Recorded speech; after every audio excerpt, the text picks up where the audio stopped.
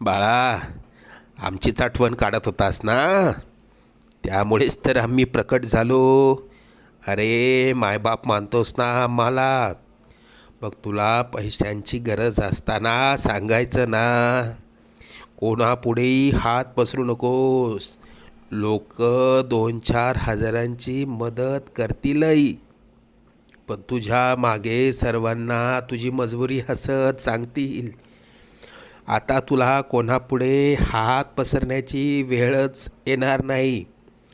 तू आजपर्यंत भरपूर दुःख सहन केलंस. लवकरच तुझ्या रडक्या भाग्यात सुखाचे दिवस येतील. तुझ्या मनात असलेली इच्छा पूर्ण होऊन अक्कलकोटला पेढे घेऊन येणं होईल. येशील ना आम्हाला भेटायला अक्कलकोटला? सगळं मनासा